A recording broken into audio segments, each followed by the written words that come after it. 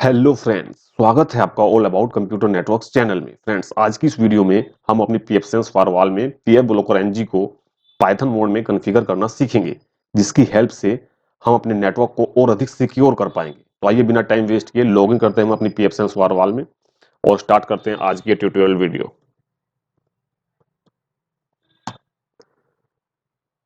और लॉगिन करने के बाद आपको सबसे पहले, यदि आपने पीएफ ब्लॉकर एनजी को इंस्टॉल नहीं किया हुआ है तो उसको इंस्टॉल कर लेना है। ये नॉर्मल पैकेज है।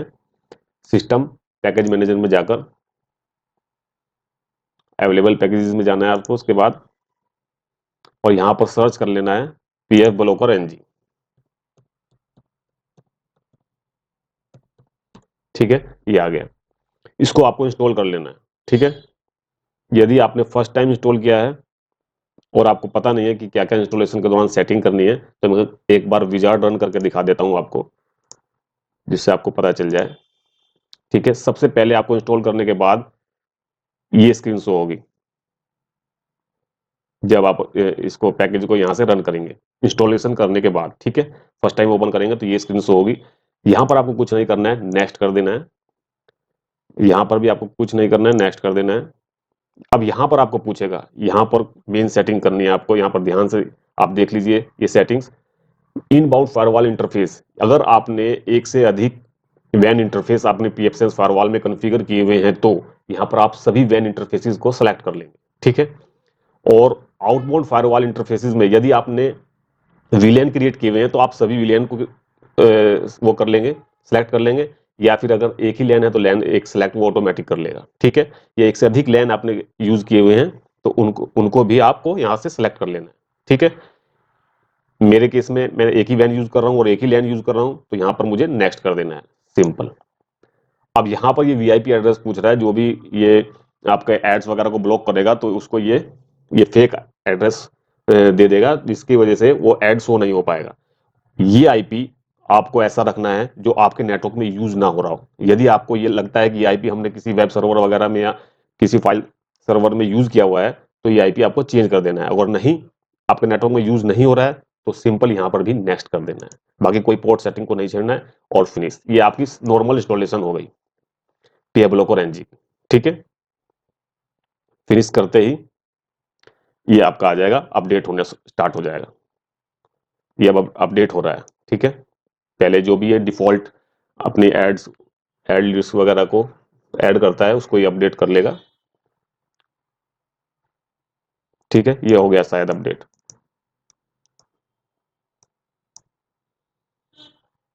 हो रहा है अभी।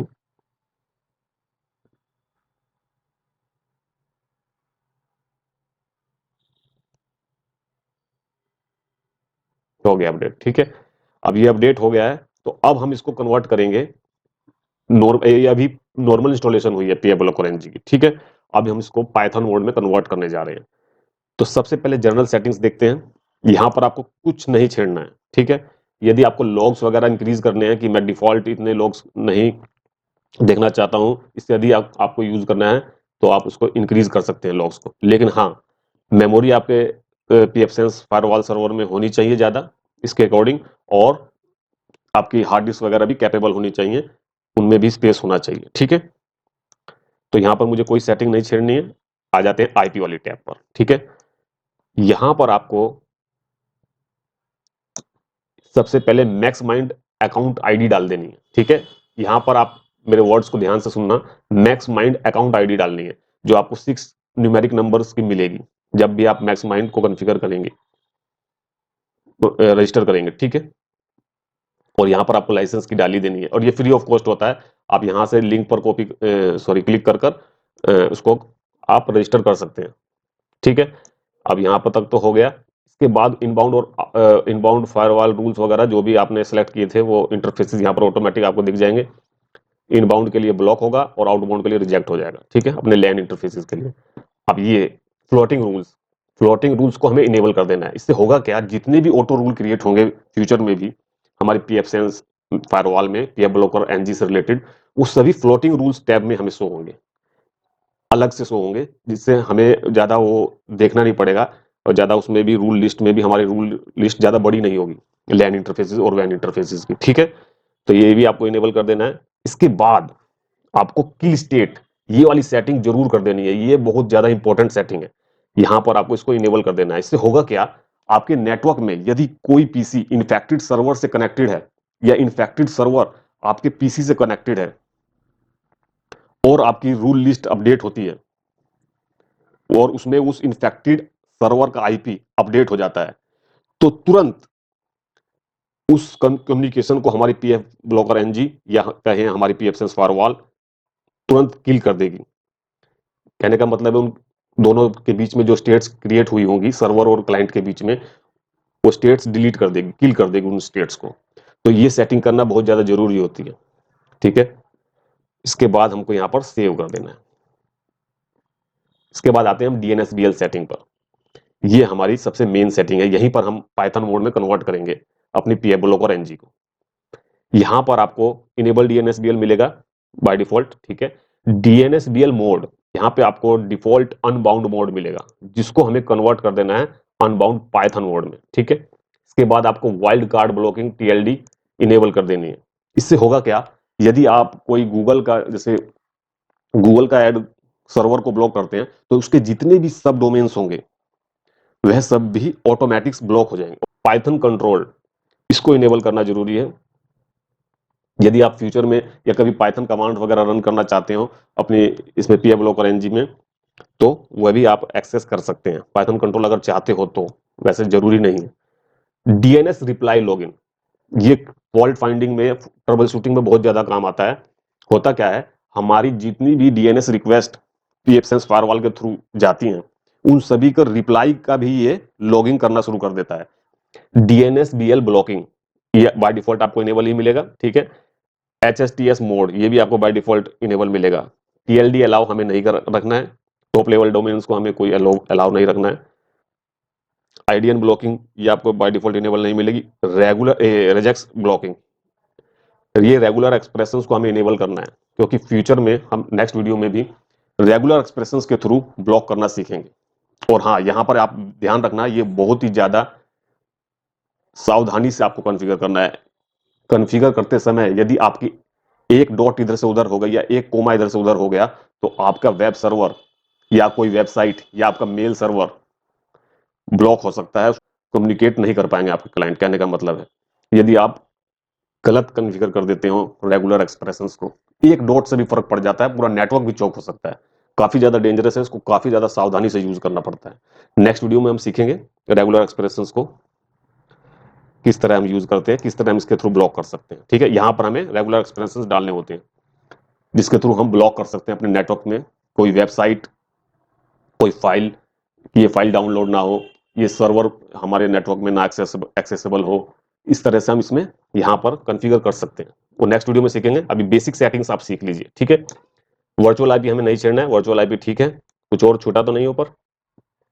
रेगुलर एक्सप्रेशंस के बाद सी नेम वैलिडेशन, ये आपको जरूर इनेबल कर देना है, ठीक है। वैलिड कर सी नेम को चेक करेगा ये और वैलिडेट करेगा।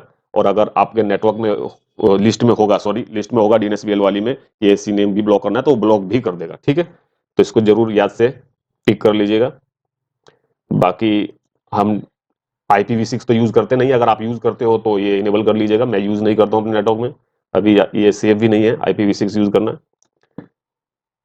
पाइथन ग्रुप पॉलिसी, इसको याद से जरूर इनेबल कर लीजिएगा। इससे होगा क्या, यदि हमारा कोई सर्वर या हमारे क्लाइंट के कोई वेबसाइट रन नहीं हो पा रही है या एक्सेस नहीं कर पा रहा है उस वेबसाइट को, तो हम उसका आईपी यहां पर डालकर देख सकते हैं कि पीए ब्लॉक और एनजी के थ्रू तो वो ब्लॉक नहीं हो रहा है।